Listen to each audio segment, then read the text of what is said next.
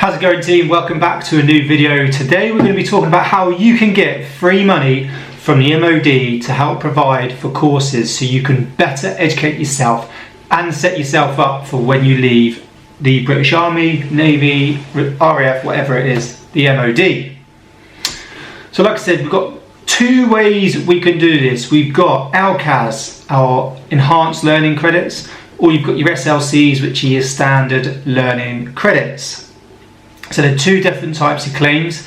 They can't be used together, so you can't use ELCAS with your SLC, but they can both be used with your resettlement IRTC if you are looking to leave, which I'll do a future video on this.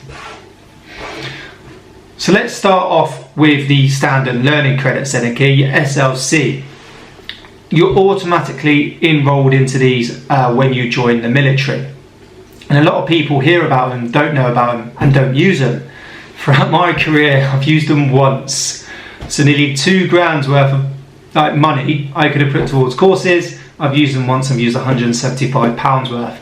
Absolutely ridiculous, okay? These can be used every financial year. So they run from the 1st of April up until the 31st of March, and then they renew again, and you can't accumulate them. So if you don't use them in that tax year, you lose them. Okay, so you need to be aware of that. When it comes to the £475 though, they will only fund 80% of your course, and the course needs to be nationally recognised. Doesn't need to be a level 3 or above, like ELCAS, like I'll go on in a second. It just needs to be nationally recognised course. And like I said, they will only fund 80% of the course. So if your course is £200, you will have to contribute £40. If your course is less, okay, you obviously just won't get the full £175, you will lose it, okay? So if your course is £125, you've got to fund 20%, okay? You're only going to get £100 from the SLC. The good thing about these as well, they are for the regular and reserve, so anyone can use them. And if you do want to use them, all you need to do is go and get the MOD form. Your education staff will have hundreds of these, so go and see education staff at any education centre. You're going to get the form, okay? These need to be completed before you start the course. You can't do a course, pay the course, complete it, and then claim back. They won't allow it. So you need to go and get the form. You need to fill in the form with all the relevant information.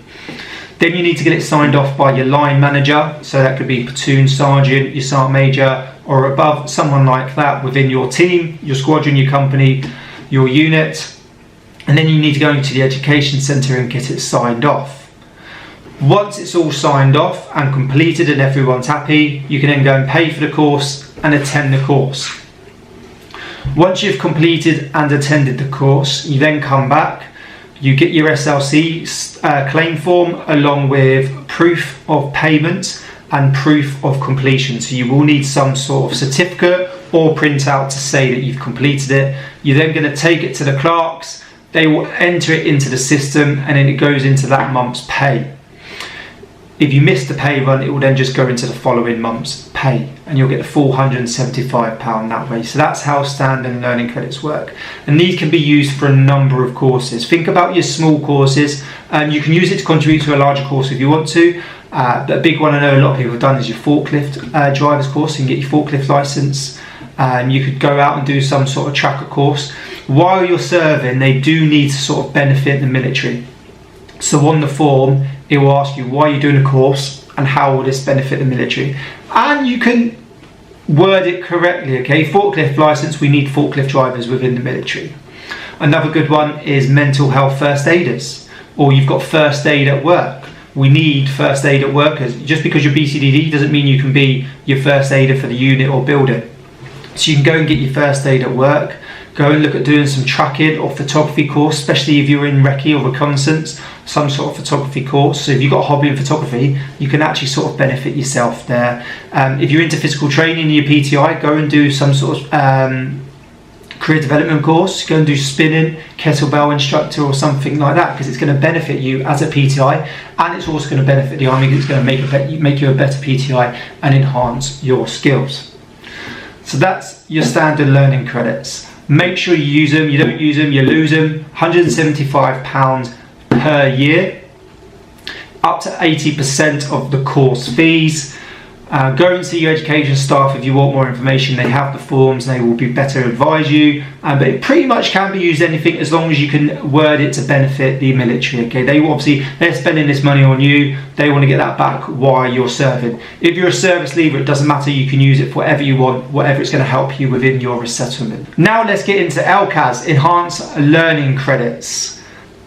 These you used to have to sign a bit of paper, so these are, I believe, are just for regulars. I can't find any information that are for reserves.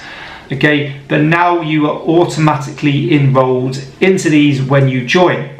As when I joined, you had to make sure you sign, and not everyone signed this bit of paper, and they wasn't getting them.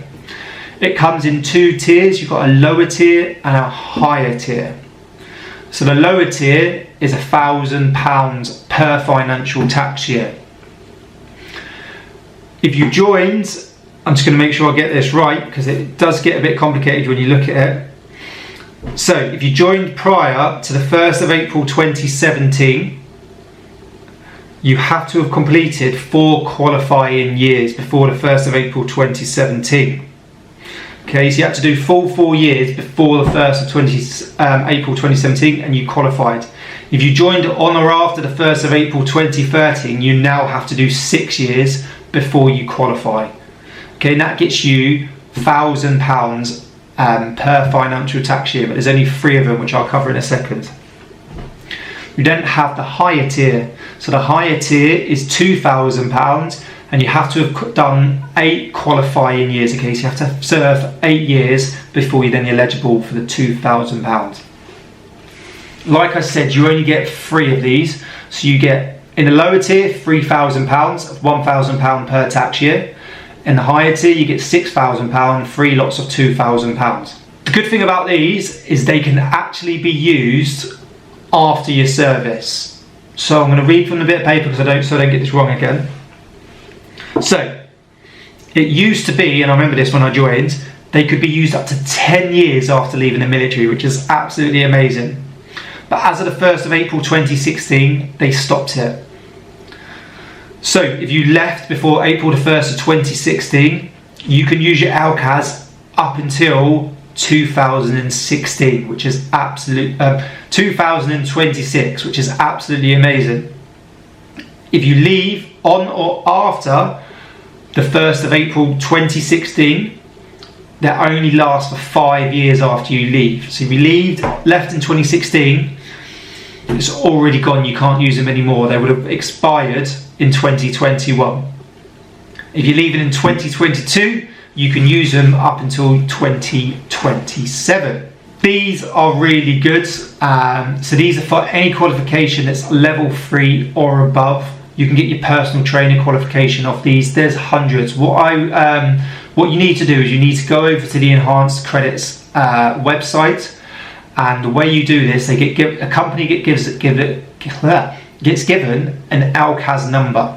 If the company's not registered, you can't use these, unlike the standing rated credits. They have to be registered with the company. This basically means ELCAS have checked them out and it's an actual genuine company, and you're going to get a genuine level 3 or above qualification from it. So you can head over to their website and basically you can search in a provider or a course. So if you're unsure on what provider you want to use but you know what course you want to do, you can type in, say, personal trainer, strength and conditioning, photography, whatever it is, and it will come up with a long list of providers. You can then research that provider and it'll tell you the price, and then you can put the claim in through there. If you know exactly what provider and what course you want to do, you can go on there and you can search the provider and it will tell you whether they're registered. Most companies now who are registered have a company number on their website anyway. They let you know they're ELCAS registered. If they're not, I've not actually tried this, but from all the education staff and everyone else I've spoken to, it's very easy. If you have a genuine provider with a genuine level 3 course or above that you want to use that aren't registered with ELCAS, apparently it's really simple for them to get registered. Speak to the company, speak to ELCAS, then get the company to speak to ELCAS, and apparently it's a very simple registration, and they can get registered and then you can use that provider. Once again, you have to sign up with ELCAS before you do the course. If you do the course, you won't claim your money back after, and there has to be a minimum of 25 days from completion of paperwork. So you have to fill in the form online, you then sign up, bit of paperwork. You send that paperwork to the company, they stamp it, sign it back. You then get a CAN number on your online account. You send that CAN number, and then it's all done back end, and the money's sent straight to from ELCAS to the company. You don't see it. That needs to be done before you start the course. Okay, so make sure you do that. Same with standing learning credits. And like I said, standing learning credits and ELCAS can't be used together. Once again, with ELCAS, it's only up to 80% of the course. So a lot of companies are quite clever about this now.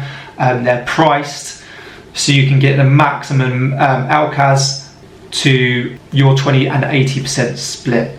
Because same as standing learning credits, if you go for a course and it's only £1,000, you've got to put 20% to that. So you've got to put £200. ELCAS will put £800. That other £1,200 gone. You can't use it again. That's your £2,000 gone if you're on the higher tier. That's £200 loss if you're on the lower tier. So you can't carry over, you can't accumulate them.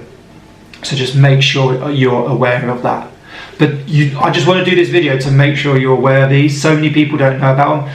Use them. I haven't used standing learning credits. I have used ELCAS, but I've not used standing learning credits. So make sure you use them, especially standing learning credits, because they'll be gone once you leave. Once you're officially discharged from the army, you cannot use them. ELCAS, you've got them for up to 5 or 10 years after you've left. So make sure you go and check them out. For more information, go to your education staff. They are the SMEs on all of this. They will be able to give you all the information. There is a lot of information on the ELCAS website as well. So to keep it simple, remember both of them, they will fund up to 80% of the course. You will have to contribute 20%. While you're still serving, you need to come up with a reason of how it will benefit the army for both. It's pretty easy to do with a lot of courses, and they are a little bit more lenient on it now. If you're a service leaver, you can use them for whatever you want throughout your year of resettlement. They can't be used together, but they can be used separately or with IRTC, which I'll cover in a future video. Standing learning credits is £175 maximum per financial year. ELCAS, you've got lower tier, £1,000, either a minimum of 4 years qualification, depending when you join, or a minimum of 6 years. The higher tier is a minimum of 8 years, and you get £2,000 towards a course per financial year. Hope this video has helped. Let us know what you think, and I will see you soon.